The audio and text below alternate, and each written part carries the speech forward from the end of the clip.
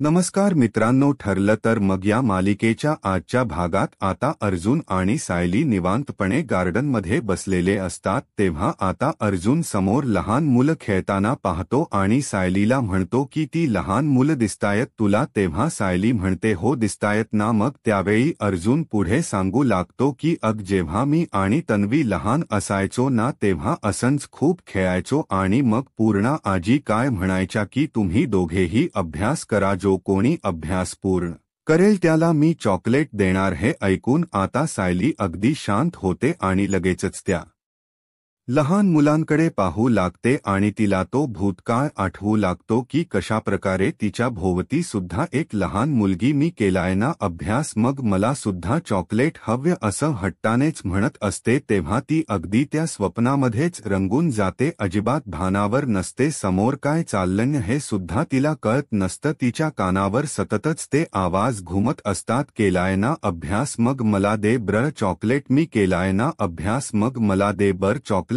असं आता कानावर आवाज घुमत असल्यामुळे सायली आता त्या जागेवरून उठते आणि इकडे तिकडे पाहू लागते. तेव्हा सायलीलाच कळत नसतं ना की हा आवाज कुठून येतोय. तेव्हा अर्जुन सुद्धा जरा घाबरतच इकडे तिकडे बघतो की सायली नक्की कुणाला पाहतीय, पण त्यालाही तिथे कोणी काही दिसत नाही आणि म्हणूनच तो विचारतो सायली अगं काय होत्य तुला, अगं तुला काही आठवत्य का. तेव्हा सायलीला अजूनच त्रास होऊ लागतो. तेव्हा अर्जुन कशाप्रकारे तिला भित्री भागूबाई म्हणायचा हे सगळे क्षण तिला आठवू लागतात, पण त्यांचे चेहरे लहानपणीचे अजिबात तिला दिसत नसतात, फक्त आणि फक्त ते आवाजच तिला असे कानावर पडत असतात. तेव्हा कशाप्रकारे ते लहानपणी खेळायचे हे सगळं काही तिला आठवतं, पण त्या खेळण्यातली मुलगी आणि मुलगा कोण आहे हेच सायलीला कळत नसतं की तो मी आणि अर्जुनच आहे. म्हणून अर्जुन आता उठतो तेव्हा तो विचारतो सायली अगं काय झालं सांग ना ब्र, मला सांग अभ्यास केल्यानंतर तुला नक्की कोणत बक्षीस मिळायचं, मधुभाऊंकडून किंवा तुझ्या आईबाबांकडून तुला काही आठवत्य का की तू खूप लहान होतीस तेव्हा, पण तुला माहितीये आम्ही जेव्हा लहान होतो ना तेव्हा तन्वी आणि मी खूप म्हणजे खूप चित्र काढायचो आणि तेच चित्र आम्हाला ना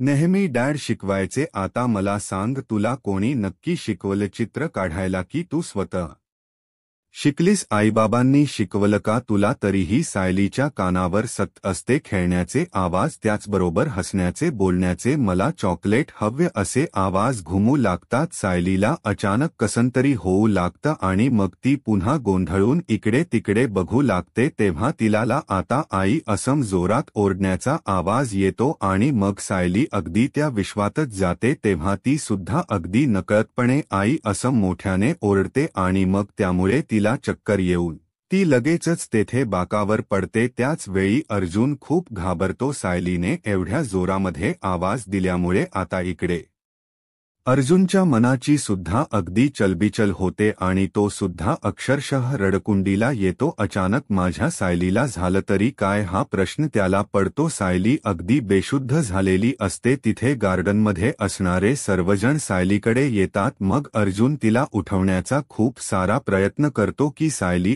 उठ ना, काय झालं तुला अचानक. मग आता तो तेथे असणाऱ्या माणसांना पाणी आणायला सांगतो. एक माणूस तेथे पाण्याची बॉटल घेऊन येतो. तरीही अर्जुन अजूनही सायलीलाच उठवण्याच्या प्रयत्नात असतो. मग आता तेच पाणी घेऊन अर्जुन आता तिच्या तोंडावर असं पाणी थोडं टाकतो. सायलीला उठायला सांगतो. तेव्हा कुठे कशी बशी सायली आता शुद्धीवर येते. मग अर्जुनच्या जीवात जीव येतो. मग आता सायली सुद्धा अगदी शुद्धीवर येते. तेव्हा अर्जुन तिला पाणी प्यायला सांगतो. तो विचारतो ठीक आहेस ना तू. सायली म्हणते हो मी ठीक आहे. आता दुसरीकडे कल्पना आता स्वयंपाक बनवत असते. तेवढ्यातच प्रतिमा आता तेथे जाते आणि मागे वळून पाहते तर अस्मिता आणि प्रताप सुद्धा आता तेथे जिन्यावर उभे राहिलेले असतात आणि आता त्यांना कल्पनाची गंमत करायची असते किंवा सायली विरोधात त्यांना कल्पनाला आता भडकवून यायचं असतं आणि त्यामुळेच आता अस्मिता लगेचच थम्स अप करते. तेव्हा आता प्रतिमा तिच्या सांगण्यानुसार किचनमध्ये जाते आणि कल्पनाला विचारते, काय मी काही मदत करू का? तेव्हा कल्पना म्हणते, नको अगं, काही मदत नको, पण काय झालं ना, अलीकडे असं किचनमध्ये येण्याची वेळच पडत नाही मला. आता मला संधी मिळाली आहे तर करू इतकी काम. तेव्हा प्रतिमा आता मुद्दाम होऊन सायलीचा विषय काढते आणि विचारते, म्हणजे आता सगळं काम सायलीच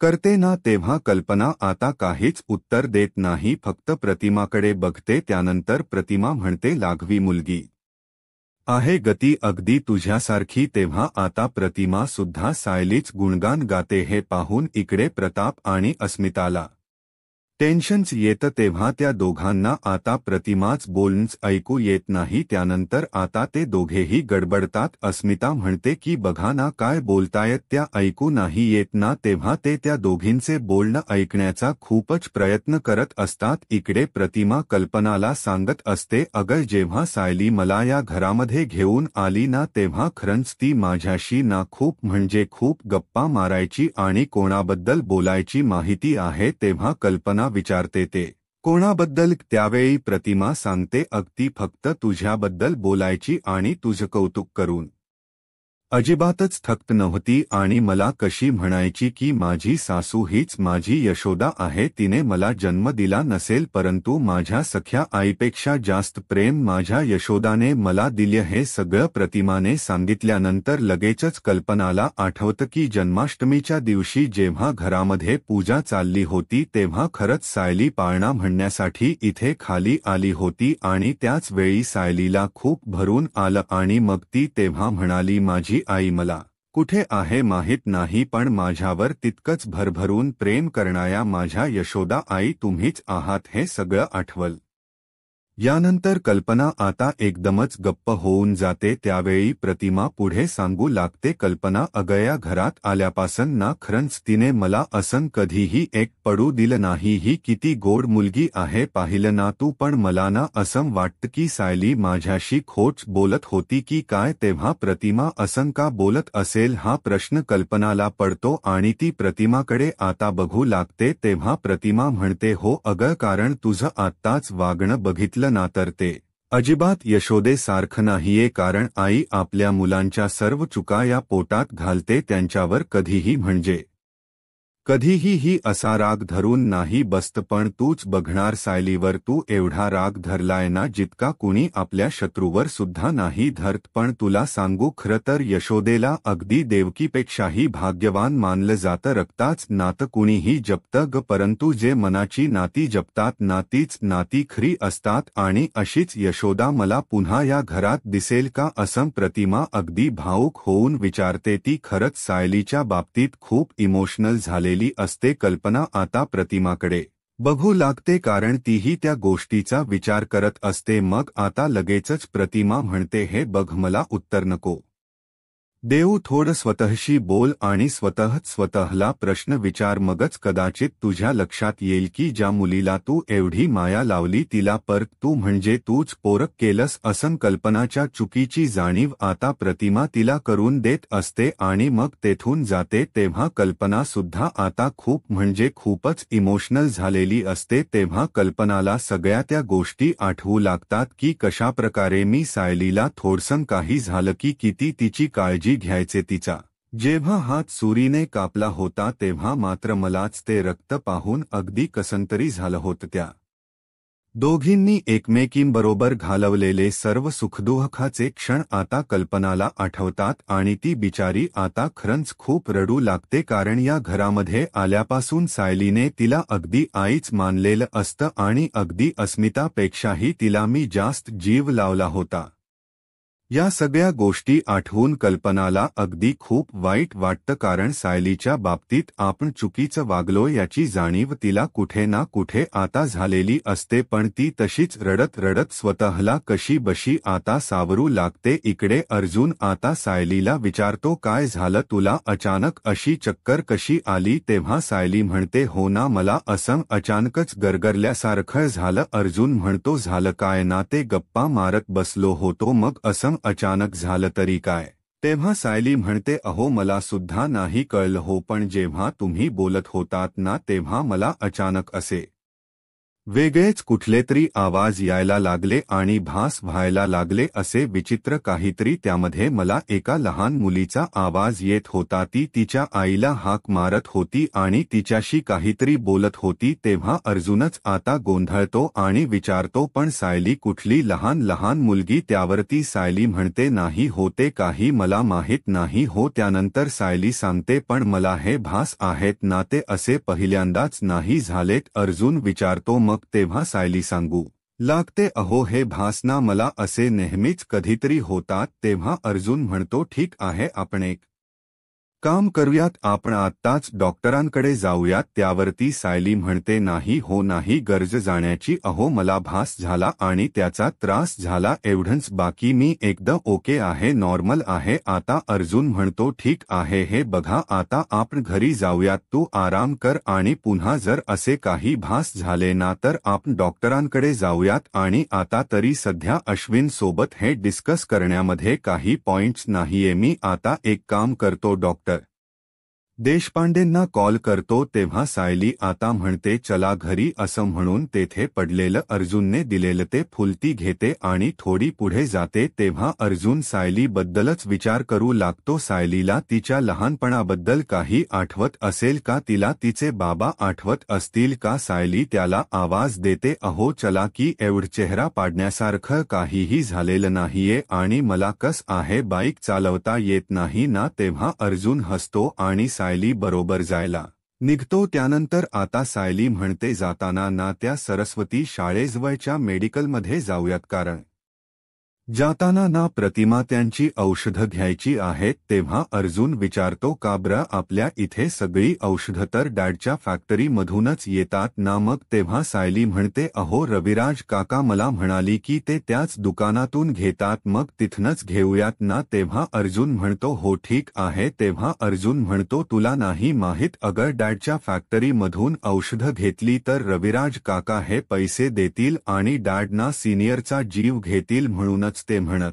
असतील की नको, म्हणून सिनियर खूप हुशार आहे हा, असं अर्जुन सायलीला सांगत असतो. आणि मग त्यानंतर म्हणतो की अगोदर आपण घरी जाऊ, तुला सोडतो मी, तू आराम कर आणि मग मी औषधं आणायला येतो, चालेल? तेव्हा सायली म्हणते, पण जाता जाता घेऊयात ना? अर्जुन म्हणतो, नाही म्हटलं ना एकदा, कारण तुला सध्या आरामाची गरज आहे. अगोदर आपण घरी जाऊ आणि प्रतिमा आत्याची औषधं मी घेतो ना मागवून, अगदी तिकडंच, ओके? तेव्हा सायली हो म्हणते. त्यानंतर कल्पना आपल्या रूममध्ये येते. तेव्हा सायली बरोबर घालवलेला प्रत्येक क्षण पुन्हा तिला आठवतो की कशाप्रकारे सायलीने प्रत्येक घरची जबाबदारी उचलली आणि त्याचबरोबर सुनेच कर्तव्य आतापर्यंत पार पाडली. त्याचबरोबर आता 2 वर्षांमध्ये सायलीने असा एकही सण चुकवला नाही. अगदी मोठ्या उत्सवात त्या सणाची तयारी केली. त्याचबरोबर हे घर कशाप्रकारे जोडून ठेवलं, मग आता कशाप्रकारे मी सायलीची बाजू घेऊन सर्वांना बोलायचे हे सुद्धा तिला आठवतं. आणि त्यानंतर या सुद्धा गोष्टी आठवतात की 2-3 दिवस झाले आहेत प्रताप कशाप्रकारे सायलीला बोलतोय. अस्मिता सुद्धा अगदी टोमणे मारून सायलीला बोलतीय, पण ती बिचारी सायली काहीच अजिबात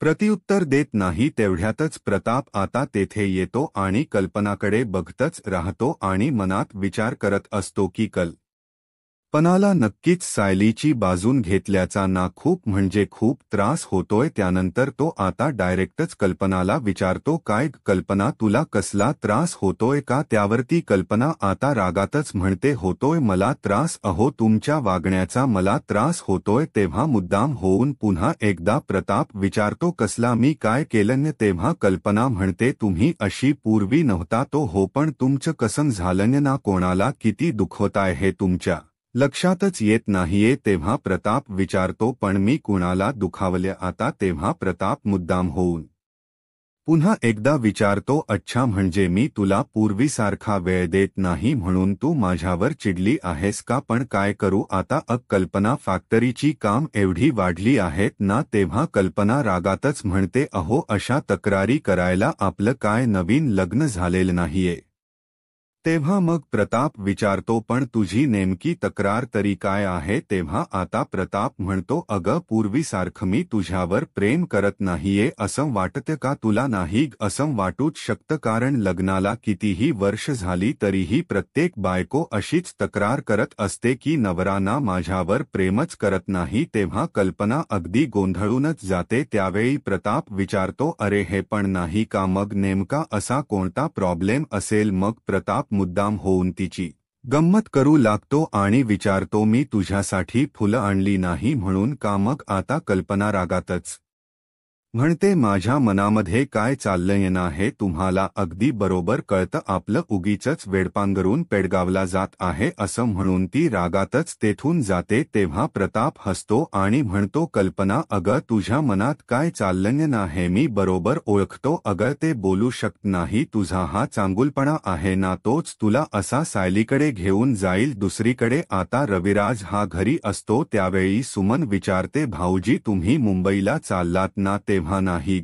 मला मुंबईला जायचं होतं पण अचानक मीटिंग कॅन्सल झाली म्हणून मी मुंबईला नाही तर आता सुभेदारांकडे जाणार आहे. तेव्हा सुमन म्हणते, अच्छा हो का? ऐका ना, तुम्ही जरा मला वाटेमध्ये सोडता का? कारण मला मार्केटमध्ये जायचं, आठवड्याभराची भाजी घ्यायची आहे. तेव्हा चैताली कुठे आहे? आनंद का भाजी असतो विचारतो. तेव्हा सुमन म्हणते, अहो तीच आणते, पण आता अनंत चतुर्दशीपर्यंत ती कोकणामध्ये गेलीये त्यामुळे आता मलाच आणावी लागते. एरवी कसं वहिनी काम बघतात ना हे सगळं, पण आता त्या नाही येत ना तर मग मला बघावं लागते. त्यावेळी रविराज म्हणतो, नाही अगं कसा आहे ना तिला तीच माहेर, पण जरा एन्जॉय करू देत. मग आता चल, मग मी तुला मार्केटमध्ये सोडतो असं रविराज म्हणतो आणि ते दोघेही निघतात. तर दुसरीकडे प्रिया एकदम ऐटीतच तिथे हॉस्पिटलमध्ये बसलेली असतेच. आता अश्विन तेथे येतो तर प्रिया आता दुखण्याच नाटक करते आणि हसूनच विचारते, अश्विन तू आलास? तेव्हा तो म्हणतो, हो मी आलोय. मग आता तेथे ज्या कॉन्स्टेबल असतात त्यांना तो जरा बाहेर जायला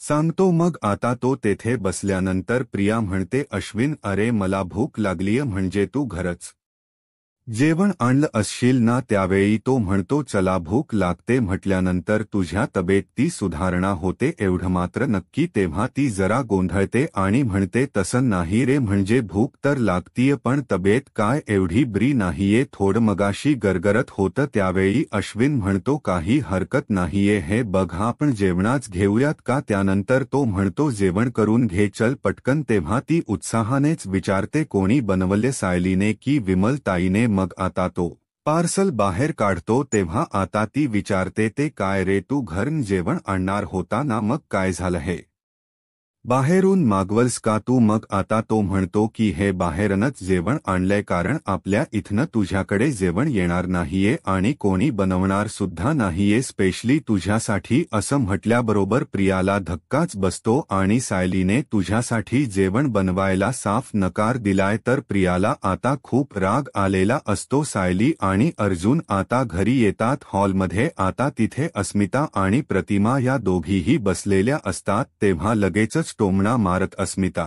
विमलला विचारते, विमल तुला काम करायचं की बाहेर फिरायला जायचं ग? विमल पुढे येते आणि म्हणते, मिताताई असं काय करताय हो? मी कामच करतीय ना. तेव्हा सायलीला समजतं हा टोमणा माझ्यासाठीच होता. तेव्हा अर्जुनला समजतं झाली अस्मिता ताई आता सुरू. तर प्रतिमा आता विचारते, अगं अस्मिता अचानक काय झालं तुला? तेव्हा अस्मिता म्हणते, तुला सांगून काही उपयोग आहे का? प्रतिमा आत्या आता तू ना फक्त सायलीचीच बाजू घेणार, कारण तिला मम्माने बाहेर जाण्याची परमिशन काय दिली तर तिने अख्खा दिवस अगदी घराबाहेर काढलाच. प्रताप आणि कल्पना हे दोघेही तेथे येतात. पुढे आता अस्मिता म्हणते, आत्या घरातली सगळी काम बघना मलाच करावी लागतायत. कल्पना विचारते, हो का? पण अशी तू काय तयारी केली आहेस? त्यावेळी अस्मिता थोडी गडबडते आणि म्हणते, हो करणारच होते ना मी तयारी. मी आता विमलला सांगते, ती तांब्या पितळ्याची भांडी आहेत ना स्टोर रूममध्ये, ती आता घेऊन ये म्हणजे ती घासता येतील. त्यावेळी सायली म्हणते, मी काढून ठेवते अस्मिता ताई. त्यावेळी विमल म्हणते, सायली ताई राहू द्यात, मी जाऊन काढून ठेवते. तेव्हा कल्पना म्हणते, थांबा, कोणालाही काढण्याची गरज नाहीये, कारण काय अस्मिता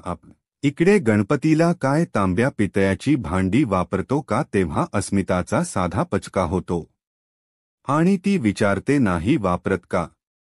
तेव्हा आता आपण जी चांदीची भांडी वापरतो ना ती कालच या सायलीने लख करून ठेवली आहे असं कल्पना तिची बाजू घेऊन सर्वांना सुनावते. तेव्हा सगळेजण आश्चर्याने एकमेकांकडे बघतात तर सायली आता खूप खुश होऊन कल्पनाकडे पाहत असते. दुसरीकडे प्रिया विचारत असते बोल ना अरे ती बालमैत्रीण आहे ना माझी आणि आता सखी जाऊ सुद्धा आहे तरी तिला माझी काळजी नाही का.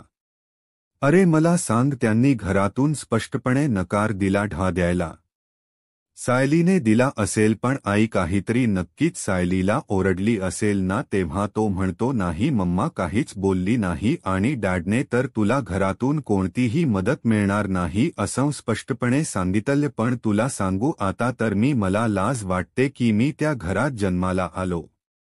काय लेवलची माणस आहेत ती असं तो रागातच म्हणतो. तेव्हा प्रिया म्हणते असं नको बोलू रे अश्विन. अरे माझं चुकलं म्हणून ते असं वागतायत. अरे आपल्या घरातली माणस मनाने खूप चांगली आहेत. तेव्हा अश्विन रागातच विचारतो तू अजूनही तन्वी त्यांची बाजू घेतेस कमाल आहे हा तुझी. पण मला त्यांच्याविषयी काही बोलायचं नाही. तू जेवण करून घे मग. आता हे बघ तू अगोदर जेवण करून घे असं तो म्हणतो. ती म्हणते नको इच्छा नाहीये माझी. तेव्हा तो म्हणतो मी तुला भरवतो. ती म्हणते नको ना अश्विन माझी इच्छाच नाही. अरे तो म्हणतो नाही जेवली तर एनर्जी कशी येणार. जेवण करून घे अगोदर मग तुला एनर्जी कशी येणार असं म्हणून तो तिला घास भरवतो. तेव्हा प्रिया मनातच विचार करते आता याची बिंडोक फॅमिली माझ्या विरोधात गेली आहे कारण माझ्या बाबतीत साधी माणुसकी सुद्धा ते दाखवत नाहीयेत. सुभेदार आणि किल्लेदारांच्या घरात जे जे कमावलं होतं ते सगळं मी अगदी घालवून बसले आहे आणि आता ते परत कसं मिळवू हाच प्रश्न प्रियाला पडतो. इकडे अस्मिता म्हणते अच्छा मम्मा अगं म्हणजे तू सायलीला परमिशन दिली तरीही तिने सगळी काम केली आणि मी तिला बोलले म्हणून तुला राग आलाय का. तेव्हा कल्पनास थोडी गोंधळते आणि म्हणते अजिबात नाही मलाच त्या मावशींना फोन करायचाय मी आता येते. तेव्हा अर्जुन म्हणतो मम्मा माझा फोन घे ना अशी वर का जातीयस तू. त्यावेळी प्रताप विचारतो कल्पना अगं तुझा फोन खाली आणून देऊ का मी. त्यावेळी कल्पना म्हणते नको. त्यानंतर कल्पना स्वतःच आता रूममध्ये जायला निघते. तेव्हा अस्मिता रागातच म्हणते सायली आता भांडी घासायची नाहीयेत म्हटल्यानंतर वर जाऊन ताणून देऊ नकोस. हा आता डेट तर संपली आहे तुमची. जा बरं आता माझ्यासाठी काहीतरी खायला बनव. तेव्हा सायली म्हणते हो अस्मिता ताई हातपाय धुवून येते आणि काहीतरी बनवते हा असं म्हणून ती रूमकडे जायला निघते. आता सायली तिथून गेल्यानंतर सगळेजण एकमेकांना इशारा करू लागतात आणि खूप खुश होतात कारण कल्पनामध्ये किती पॉझिटिव्ह बदल होतोय हे सर्वांनाच दिसत असतं. तर आता मित्रांनो पुढील भागामध्ये डॉक्टर श्रद्धा घरी आलेल्या असतात आणि यांना दुसरी कोणती गोळी दिली जात होती असं विचारतात. त्या गोळी चेक करतात. रविराजला सांगतात ही तर पूर्णपणे चुकीची गोळी आहे. तेव्हा अर्जुन